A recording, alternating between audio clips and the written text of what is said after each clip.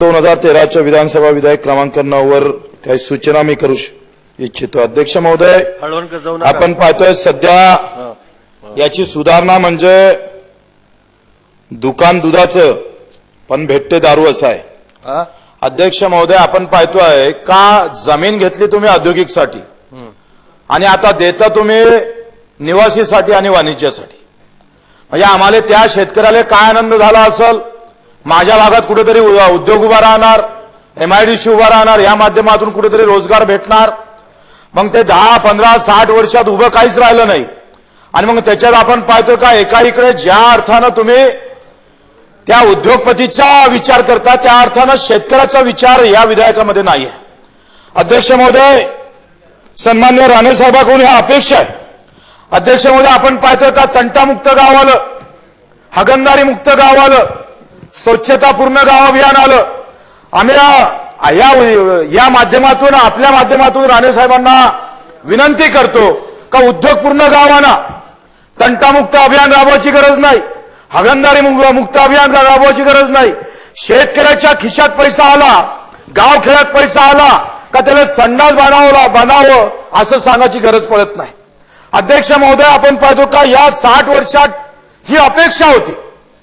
आपण पाहतो का एका इकडे जर काही अमरावती विदर्भ काही भाग जर पाहिला तर इथं उद्योगाचं कुठलंच जाळं कुठलाच उद्योग उभा दिसत नाही। आले उद्योग आमच्याकडे पण पाणी पिणारे आले। इंडिया बुलच्या माध्यमातून सोप्याचा उद्योग आला पण 25,000 हेक्टरवरचं जमिनीतलं पाणी एकट्या उद्योगाला देण्याचं काम सरकारनं केलं। अध्यक्ष महोदय, आपण पाहतो का जिथं सिंचनाचा सर्वात जास्त अनुशेष आहे तिथं सगळ्यात जास्त पाणी पिणारे उद्योग आपण आणले। अध्यक्ष महोदय, हा तालमेल कुठेतरी बसत नाही। अध्यक्ष महोदय, आपण एका इकडे सिंचनाचा अनुशेष वाढवला, उद्योगाचा अनुशेष त्याच जिल्ह्यात, मंत्र्याचा अनुशेष त्याच जिल्ह्यात, सगळे अनुशेष एका जिल्ह्यात निर्माण करण्याचं काम सुद्धा या माध्यमातून होत आहे। अध्यक्ष महोदय, आपण पाहतोय का एक धोरण या माध्यमातून स्वीकारलं पाहिजे का ज्या जिल्ह्यात सिंचनाचा अनुशेष आहे तिथं अधिक जास्त पाणी पिणारे उद्योग त्या जिल्ह्यात आणता कामा नये। अध्यक्ष महोदय, ह्या अपेक्षा सन्माननीय उद्योग मंत्र्याच्या माध्यमातून आम्हाला आहे। आपण जर कदाचित हा विचार केला का इथले जे निवासीमध्ये जेव्हा तुम्ही हा 40% तुम्ही भाग देणार तर त्याच्यातून आलेला नफा किमान ज्या जिल्ह्यात अनुशेष उद्योगाचा आहे तिथं आपण घालणार आहे का, तिथं गुंतवणूक करणार आहे का, त्याचाही विचार खऱ्या अर्थानं आपण पाहिजे तशा प्रकारचं धोरण आपण आणलं पाहिजे। अध्यक्ष महोदय, ज्याची जमीन गेली, माझ्या तोंडगाव एमआयडीसी मध्ये 20 वर्ष झाले 3,000 रुपये एकरानं जमीन घेतली, 3,000 रुपये एकराची जमीन डाळ मिलसाठी गोडाऊनसाठी वापरली। आता ते बंद पडले म्हणून त्यांनी 10-10 हेक्टर जमीन एका उद्योगपत्यानं घेतली, तिथं आता ते शेती करतात। अध्यक्ष महोदय, म्हणजे जिथं त्यांनी डाळ मिल न लावता गोडाऊन उभे न करता हे सगळे लहान लहान उद्योगपती आता तिथं शेती करायला लागली। काळी कसदार जमीन आहे आणि एका इकडे त्याच्या बाजूने इकलाच जमीन पडीत जमीन असून सुद्धा त्यावेळेस ती पडीत जमीन घेतली नाही, काळी कसदार जमीन घेतली शेतकऱ्याची। आणि ते काय भावानं तर 3,000 रुपये एकर भावानं।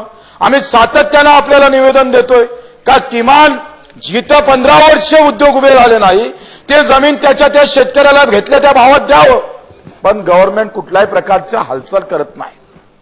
म्हणजे एका उद्योगपत्यासाठी आपण एखादा विधेयक तातडीनं आणण्याचा प्रकार इथं दिसतोय, पण जो शेतकरी बिचारा रडतोय, ज्याची शेती उद्योगपती आता पेरताना दिसतं, त्याची जमीन त्याला परत करण्याचा आपण कुठल्याही प्रकारचं धोरण आखत नाही, याचं दुःख आहे। अध्यक्ष महोदय, आम्ही पर्यावरण मंत्री अनाशे इथं आहे।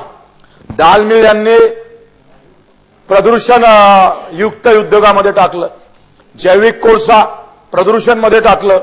आता दाल मिल मध्ये एक थेंब पाणी लागत नाही आणि उत्पत्ती इतका धूर निघत नाही। आणि तुमच्या अटी आहे का दाल मिल जर लावान तर 5 किलोमीटरच्या दूर, कसे उद्योग उभे राहणार आहे? म्हणजे कुठल्या डोक्यातून कुठून कल्पना सुस्त सरकार आहे का भूत आहे समजत नाही कधी कधी। अध्यक्ष महोदय, ज्या जैविक कोळशातून हे डोकं असलं पाहिजे का नाही? 10 आम्ही निवेदन सुद्धा देऊन सुद्धा त्याच्यातून काहीच बदल नाही। म्हणजे जे शिकलेले सचिव आहे त्याला कधी समजणार म्हणजे त्यांना समजा निवेदन आपण पाहतोय का जैविक कोळसा तुराट्या पराठ्यापासून जो उद्योग तयार होतो त्याच्यातून जैविक कोळसा पर्यावरण साध्य करतो आपण. जिथं वूड बॉयलर ज्या कंपन्या आहे ज्याला लाकूड लागतं जाळाला तिथं हा जैविक कोळसा लागतोय. म्हणजे जिथं जैविक कोळशाचे उत्पादन जास्त झालं तर लाकूड आपलं कमी राहील म्हणजेच तुमच्या लाकूड तोड कमी होईल वृक्ष तोड कमी होईल. अशा उद्योगाची तुमची अट आहे. जिथं थेंबर पाणी लागत नाही उत्पत्ती इतका धूर निघत नाही 5 किलोमीटरची अट आहे पर्यावरणची आपली. कधी सुधारणा करणार? आपण पाहतो का मोदी साहेबांना ते सगळे काढले 7-5 जे काही 10-15 असे उद्योग होते ते प्रदूषण लिस्ट मधून काढले. पण तुमचं इकडे फाईल सचिव हेरिंग ठेवतं मग खालचा बाबू पैसे खातं ते लिंक लागतं आणि मग त्याचा उद्योग त्याच्यातून निघतं. ही हरामखोरी कशी ठेवायची? 1 लाख रुपये महिना भेटणाऱ्या सचिवाला याची अक्कल यावं नाही याचं दुःख आहे. म्हणजे एखाद्या 3,000 रुपये महिन्यावाल्याला शेतकरी शेतमजुराला हे साधं कळतं आणि 1 लाख रुपये महिना भेटणाऱ्या शेतकऱ्याला हे आमच्या सचिवाला कळत नाही. हे दुःख अजूनही तच्च्या तसंच आहे. इंग्रज गेले पण त्याचा दुसरा पोशाख बदलून रंग बदलून तुम्ही कायम राहिले अशी चित्र आहे. म्हणून ह्या बदलणार काय याचं सुद्धा उत्तर आपण दिलं पाहिजे. अध्यक्ष महोदय आमच्या एमआयडीसी मध्ये तोंडगावच्या एमआयडीसी मध्ये जे जमीन वापरले जिथं उद्योग सुरू झाले नाही 10-15 वर्षात त्यांना त्या शेतकऱ्यांना आपण परत करणार काय? बाजूनं 200 एकर जमीन आमची पडीत आहे 1 लाखची आहे. ती जमीन आपण लागंतर उद्योगासाठी घ्या पण जी जमीन तुम्ही काळी कसदार जमीन एमआयडीसी साठी घेतली ती त्या शेतकऱ्यांना परत करा. कारण तिथं आपण पाहतोय का 15 वर्षापासून एकही उद्योग उभे केला नाही. उद्योगपत्यांनी तिथं आता पेरण्या सुरू केल्या. म्हणजे शेतकऱ्यांना पेरण्या नाही उद्योगपत्यांनाच पेरण्या सुरू केल्या. मग अशा प्रकारची जी स्थिती आहे एक मी तर त्या तोंडगाव एमआयडीसी मध्ये एक दाल मिल आहे एक गोडाऊन आहे तिथं एकाय आपण पाहतोय का एकाय शेतकऱ्याच्या मुलाला नोकरीवर लावून घेतलं नाही.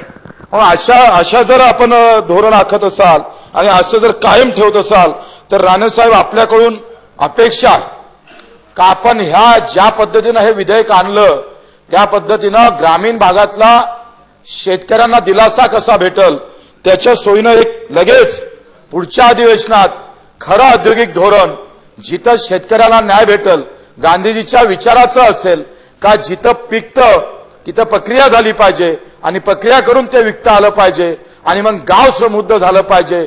असं काही धोरण आणता येईल काय आपण या निमित्तानं आपणास विनंती करतो आणि इथे 2 शब्द संपवतो.